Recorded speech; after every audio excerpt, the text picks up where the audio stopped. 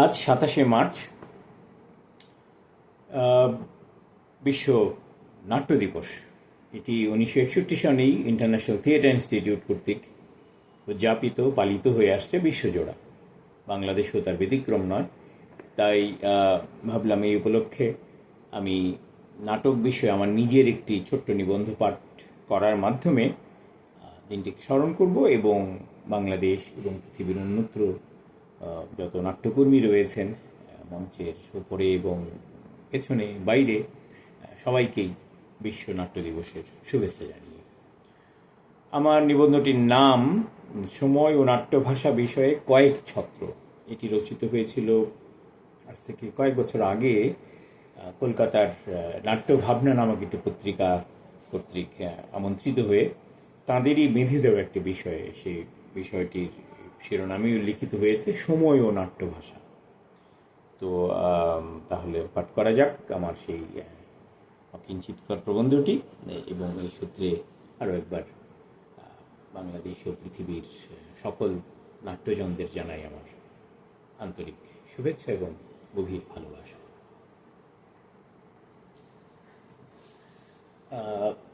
সময় ও নাট্যভাষা বিষয়ে কয়েক ছত্র। নাট্যভাবনা পত্রিকা তাদের আশু প্রকাশিতব্য বিশেষ সংখ্যাটিতে লেখার জন্য এই বিষয়টিকে বেঁধে দিয়েছেন, কিন্তু এর প্রথম প্রতিপাদ্যটি তো রীতিমতো জটিল ও গম্ভীর একটি জ্ঞানতাত্ত্বিক প্রপঞ্চ, যার সঙ্গে জড়িয়ে রয়েছে দর্শন, বিজ্ঞান, মনস্তত্ত্ব, ইতিহাস, ভূগোলের মতো বহুবিধ বিষয়াবলী। তাই একটু স্বাধীনতা নিয়ে সময়ের পূর্বে এই নামক একটি অগুণবাচক বিশেষণ যোগ করে এর পরিসরটিকে কিঞ্চিত সীমিত ও সুনির্দিষ্ট করে নিলাম। তারপরেও প্রশ্ন উঠতে পারে, এই সময়টি আসলে কার সময়, কোথাকার সময়? লেখার সুবিধার্থে একে আপাতত বাংলাদেশের সময় হিসেবেই বিবেচনা করতে পারি, যার সঙ্গে পশ্চিমবঙ্গের এমনকি গোটা ভারতেরই এই সময় ও তার বাস্তবতার খুব একটা ফারাক থাকার কথা নয়। তা আমাদের আলোচ্য এই সময়ের বৈশিষ্ট্যগুলোকে তাহলে আমরা কিভাবে চিহ্নিত করব?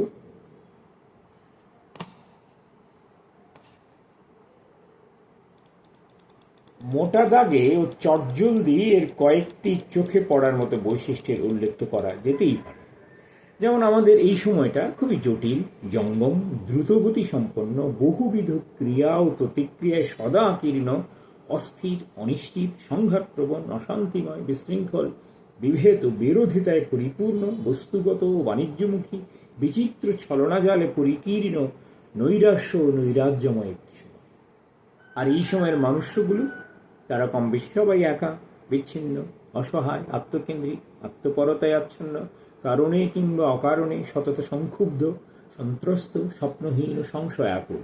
অন্যদিকে সারাক্ষণ ব্যস্ত সমস্ত, ছোটন্ত, প্রলুব্ধ, পরশ্রীকাতর, প্রতিদ্বন্দ্বিতা পরায়ণ, উত্তেজিত, অসহিষ্ণু, অদূরদর্শী, অসংবেদী, এমনকি এক প্রকার আত্মঘাতীয়।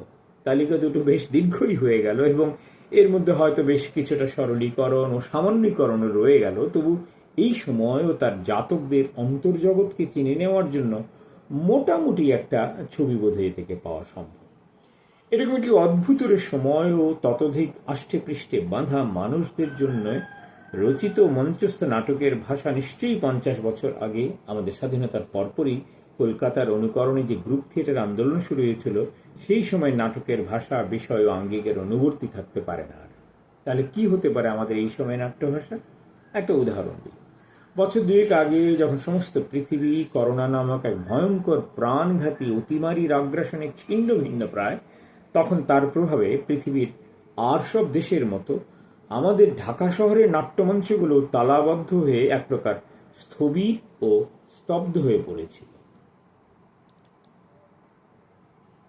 তখন এই ঢাকারই একজন মানুষ, একজন নাট্য অন্তপ্রাণ, স্বপ্নবান চিন্তক ও কর্মী সৈয়দ জামিল আহমেদ, যাঁকে এক নামে ভারতবর্ষের নাট্য জগতে প্রায় সবাই চেনেন, তিনি আর হাত গুটিয়ে বসে থাকতে চাইলেন না। তিনি তখন এমন এক বিস্ময়কর নাট্য প্রযোজনার কথা ভাবলেন, যার জন্য কোনো মঞ্চ, মিলনায়তন, দৃশ্যপট ইত্যাদি, এমনকি একগাদা কুশীলব কর্মীরও প্রয়োজন হবে না। তিনি পত্রিকায় ঘোষণা দিয়ে জানালেন, প্রস্তাবিত এই নাটকটির জন্য তাঁর চাই 25 ফিট দীর্ঘ ও 15 ফুট প্রস্থ একটি আয়তাকার জায়গা মাত্র। সাকুল্যে 30-40 জন দর্শক এর চারপাশে সারিবদ্ধভাবে বসবেন এবং তিনি তাদের সামনে তাদেরকে নিয়েই তার নাটকটি মঞ্চস্থ করবেন। সেই জায়গাটি কারো বাড়ির বসার ঘর, ছাদ, অফিসের সভাঘর, কনফারেন্স কক্ষ, স্টুডিও, গ্যারাজ, যে কোনো কিছু হতে পারে।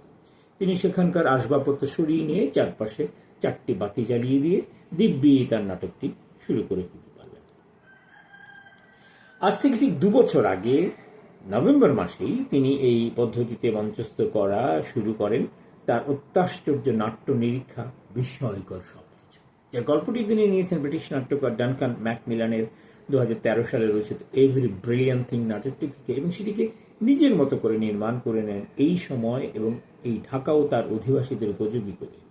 নাটকটির একজন মাত্র কেন্দ্রীয় কুশীলব মহসিনা আক্তার, যে তার নিজের অভিনয়ের পাশাপাশি উপস্থিত বুদ্ধি খাটিয়ে কাহিনীর প্রয়োজনে দর্শকদের মধ্যে থেকে আরও কয়েকটি চরিত্র বেছে নিয়ে তাদেরকে দিব্যি অভিনয় করিয়ে নেয় এবং নাটকটিকে তার কাঙ্ক্ষিত পরিণতিতে পৌঁছে দেয়, যা ছিল এক কথায় অনন্য, অসাধারণ এবং দর্শকদের জন্য প্রকৃত অর্থেই বিস্ময়কর কিছু। প্রথম প্রদর্শনীর পর থেকেই নাটকটি বিপুল সাড়া ফেলে এবং বিভিন্ন জায়গা থেকে তা মঞ্চায়নের আমন্ত্রণ আসতে থাকে। এ পর্যন্ত এর প্রায় 40টি প্রদর্শনী হয়েছে। আশ্চর্যের বিষয়, করোনার আপাত অবসানের পরও কিন্তু এই নাটকের আবেদন বিন্দুমাত্র খর্ব হয়নি। এর অন্যতম প্রধান কারণ হচ্ছে ঢাকার বীভৎস ভয়াবহ যানজট। ঢাকার হাতে গোনা যে কয়টি নাট্যমঞ্চ রয়েছে তার সবকটি নগরীর একেবারে কেন্দ্রে অবস্থিত, যে কারণে ঢাকার অন্যান্য অঞ্চল যেমন উত্তরা, গুলশান, বসুন্ধরা থেকে এরকম নারকীয় যানজট উজিয়ে নাটক দেখতে আসা নাগরিকদের জন্য এক প্রকার অসম্ভব হয়ে উঠেছে জানি। এমত অবস্থায় সৈয়দ জামিল আহমেদ এবং তার দল স্পর্ধা আবারও ঘোষণা করলেন তার নাটক দেখার জন্য দর্শকদের এতটা পথ পাড়ি দিয়ে কষ্ট করে নাট্য মিলনায়তন অবধি আসতে হবে না, তিনিই বরং চলে যাবেন তাদের কাছে, একেবারে তাদের বাড়ির বসার ঘরে কিংবা আশপাশেরই কোনো সুবিধাজনক স্থানে, যেখানে তারা পরিবারের সদস্য এবং অন্যান্য আত্মীয় বন্ধুদের নিয়ে আরাম করে তাদের নাটক দেখতে পাবে। এবারও সাড়া মিলল প্রচুর। ঢাকার বিভিন্ন প্রান্তে, উত্তরা, গুলশান, বনানী, মোহাম্মদপুর, সর্বত্র তিনি তার এই বিস্ময়কর নাটকটি মঞ্চস্থ করলেন। এমনকি পুরনো ঢাকার হাজারীবাগের এক পরিত্যক্ত ট্যানারির ছাদেও করেছেন একবার। বাংলাদেশের জনপ্রিয় দৈনিক পত্রিকা প্রথম আলো একবার তাদেরকে আমন্ত্রণ করে নিয়ে গিয়ে পত্রিকার দপ্তরই নিজস্ব কর্মীদের জন্য এর একটি প্রদর্শনীর আয়োজন করেছিল। এটি এখনও চলমান রয়েছে এবং যে কেউ তাদের শর্ত পূরণ করে আহ্বান জানালেই তারা নাটক নিয়ে ছুটে যাবেন তাদের কাছে। ঢাকার এই দুঃসহ যানজটজনিত বাস্তবতায় নাট্যামোদীদের কাছে এটি নিঃসন্দেহে এক বিশাল পাওয়া ও আনন্দময় পরিত্রাণ বিশেষ। এবার নজর ফেরানো যাক বিদেশের মঞ্চের দিকে। 2019 সালে জার্মান সরকারের আমন্ত্রণে সারা পৃথিবীর 20 জন নাট্যকর্মী, নাট্যকার ও নাট্য সমালোচকদের একজন হিসেবে বার্লিনে অনুষ্ঠিত বিখ্যাত নাট্য উৎসব থিয়েটার ট্রেফেন 56-তে উপস্থিত থাকার সৌভাগ্য হয়েছিল এই লেখকের। সেখানে আমার দেখা গোটা 10 নাটকের মধ্যে 3টি নাটকের কথা উল্লেখ করে আপাতত এই লেখারীতি টানব। প্রথম নাটকটি দেখেছিলাম বার্লিনের ঐতিহ্যবাহী শতবর্ষী থিয়েটার ফোক্সবুনে। এই নাটকটির নাম কামিং সোসাইটি, আর এর রচয়িতা নির্দেশক বিশ্বখ্যাত সুজান ক্যানেডি।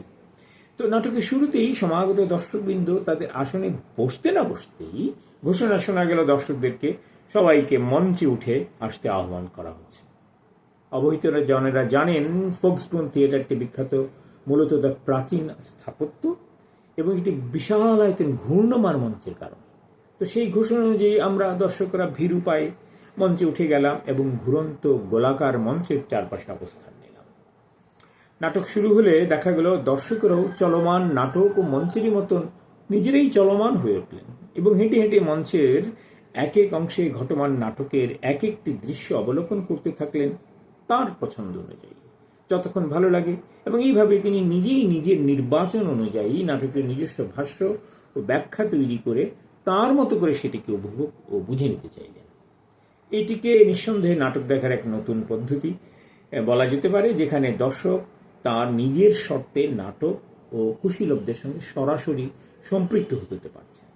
এমন অভিজ্ঞতা আর কারো কথা জানি না। আমার নিজের জন্য ছিল একেবারেই নতুন ও অভিনব, যা আমাকে এই সময়ের নাটকের ভাষা বিষয়ে নতুন করে ভাবতে উদ্বুদ্ধ করেছে। এইরকম বিচিত্র নিরীক্ষার নিদর্শন ছিল বাকি দুটো নাটক ওরাটোরিয়াম ও ডায়োনিসাস স্টাড এর মঞ্চায়নেও। প্রথমটি একটি বিশুদ্ধ ব্রেক্সটীয় ঘরানার নাটক, যেখানে প্রযুক্তির ব্যবহারের মাধ্যমে দর্শকদের সঙ্গে সরাসরি ভাষিক সংযোগ গড়ে তোলা হয় এবং বলা চলে পুরো নাটকটি ধীরে ধীরে গড়ে ওঠে দর্শকের প্রতিক্রিয়া, প্রশ্ন ও নিজস্ব অনুভূতি, অভিজ্ঞতা বিনিময়ের দ্বারা। নাটকের অন্যতম বিষয় ছিল ব্যক্তিগত সম্পত্তি ও সামাজিক সম্পত্তি ধারণার মধ্যে বিদ্যমান দ্বন্দ্বের অবস্থান এবং তাতে পুঁজিবাদী রাষ্ট্রের ভূমিকা।